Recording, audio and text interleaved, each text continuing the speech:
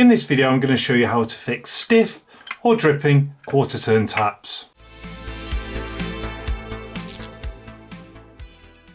Hello and welcome back to another video, and as I mentioned I'm going to show you how to fix dripping, leaking, stiff quarter turn taps like this. They're usually the ones that you find in the kitchen. So I recently replaced this one, and as well as that I had someone ask me to go and fix one of theirs. So I'd taken this one apart and I took the bits out to go and show them it, and I thought it'd be a real good opportunity to show you how they work, so then you can understand the mechanisms involved in a quarter turn tap and then the ways in which you can go about fixing them.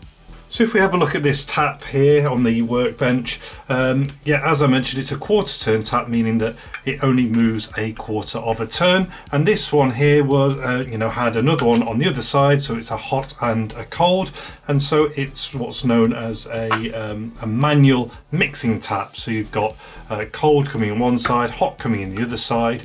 It runs in through these two pipes at the bottom, so you'll have your hot and your cold feeds going inside, and this is just where kind of a retaining screw and a clamp clips on the bottom, and then depending on how much these are open, the hot and the cold gets mixed, runs all the way along, and then comes out of here. Now you can see that this is in a real bad state. The lime scale has absolutely destroyed this tap, which is why it came off, because it was actually leaking from here, not actually because of these sections here.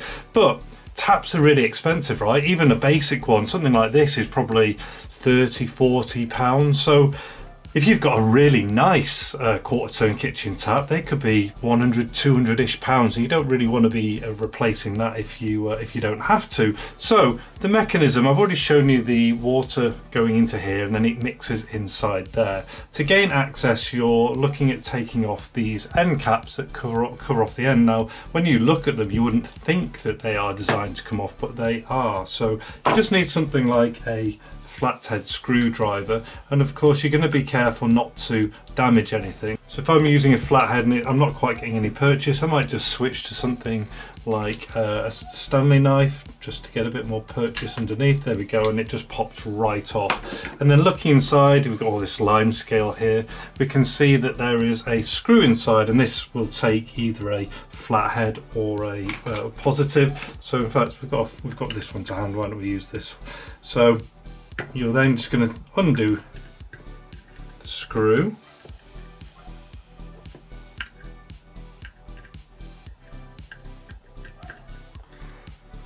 and then once the screw has been removed, this section will now come off, but it's often real tight depending on how much lime scale. I mean, look inside there, there's absolutely loads. So you might really have a bit of a job, and if you're doing this, of course, and the tap is still attached, you're going to need to ensure that you have isolated the water first. So you go into your stop tap and turn it all off and drain the tap out, because the last thing you want to be doing is taking this off and water is going to be flying everywhere, and equally you want to be supporting the tap as you're removing all these kind of parts. Now you can see this is absolutely coated in lime scale, but this part here is called the cartridge, and the cartridge is the part that is rotating. As we can see here, it's doing that quarter turn to allow the mechanism inside to turn and water to flow and mix. So the next thing we want to do is to get the cartridge out, and I'm going to be using my plumber's tools. So what I've got is an adjustable spanner, wrench, whatever you want to call it, and then one of these kind of wide jaw grips as well. And what I'll be doing is essentially supporting the tap, and then undoing, it's on a thread, undoing this to remove it. So yeah, again, you're not going to want to damage anything if you're holding the tap. So what I'm going to do is I'm going to use, I think I'll go with these ones first because of the flat edge on there, and just see how I get on. But they can be really tight, so all the way on there, supporting the tap, and you can see this is really stiff. It wants to slide off and almost round those sharp edges off, which is not what you want. Oh, crikey. Right, did you see how much effort I had to put into getting that to move? And finally, you see this whole cartridge will now undo. That's going to come all the way out. And what you have there is that's where the water's coming in. The water then flows through here, and then it's going to go back up through that top bit into there.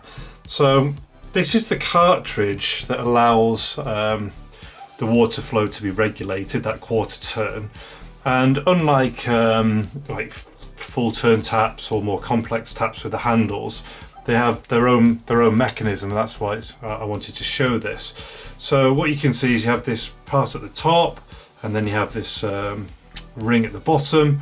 And if we can take this little C grip or like clip off in a moment, but if I take out this rubber kind of, this is just a retainer at the bottom. This isn't doing anything to stop water flow. It doesn't move. That's just so you've got like you know, it's just flush.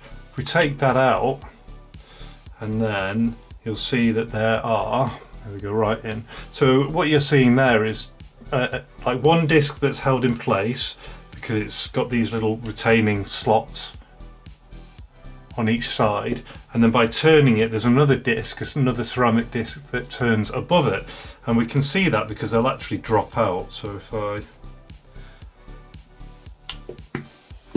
do that, so there's our one that was at the bottom, and then this one was sat on top of it, and then this little groove is then being operated by this. So as you turn this section here, it's slotted inside there, it moves that ceramic disc, and that's sat on there, and it essentially allows water to flow through. So the first thing, now we understand how everything works, I mentioned stiff taps. So if you've got a tap and you're really struggling to turn it, what you can do is strip everything down to this section and put some like RAS, so water regulation approved, silicone just in there. It might just help slide it again, because these are lubricated as standard to allow them to move. So that's the first thing you can try. And then secondly, in terms of them leaking, what you're ultimately getting is there'll be what's a better word? I was going to say corrosion, more like erosion. So you might get little scores and scrapes and damage in between the discs, and what that means is when it's closed, water always likes to find a way, and the water will be seeping through the discs and then giving you a slow drip. So what you can in theory do is kind of just make sure they're all flat, but I've always been told that any kind of repair for a drip or a leak is temporary. So what you actually need to do is work out what the make of your tap is, and then go and get a replacement one of these to install. And they come in lots of different shapes and sizes. There are different numbers of grooves on the top. They have different lengths, different thicknesses, all kinds of ones. So you'll have to get it out and basically either measure it up, and because there's places, you know, online shops you can buy from, and you find all the measurements and you hope you get the right one, or you might have maybe an independent plumber's merchant. You could take one in, hold it up, like get them to have a look and see if they could find a match. But your best bet is trying to identify the model of tap that you have and then speak to the manufacturer and get a replacement. I should probably just mention, of course, when you get your replacement, and let's imagine it's this one, you're going to have hot and cold. In the UK, hot always needs to go on the left-hand side, and they are designed to turn in a certain direction. So let's say this was our tap. I don't know which side was the hot or the cold. You're just going to screw it all the way in, give it a slight kind of, because you've got a rubber washer in there, you're just going to go all the way in, nip it up, put your cap back on, put the screw back in, and then put your kind of decorative piece on the top, and that will be you all done. So in summary, that was how you can fit a stiff, leaking or dripping quarter turn tap. In this case it was a kitchen tap, and in essence it is understanding the mechanism that works inside the cartridge, being able to take it out, potentially examining your ceramic discs, seeing if they might require some more lubrication, and you can potentially just try and make sure there's nothing in there that needs cleaning or washing away. Maybe got a bit of limescale that got in that's causing, you know, water to go through. But ultimately, if it's something that really needs fixing, you're going to need to find a replacement, install that, and then your tap should be as good as new then. If you enjoyed the video, please like or subscribe to show your support, and also to share some of this information with other people. There's more videos coming out soon. In the meantime, you'll probably enjoy this one or this one. And until then, all the best, take care, and see you.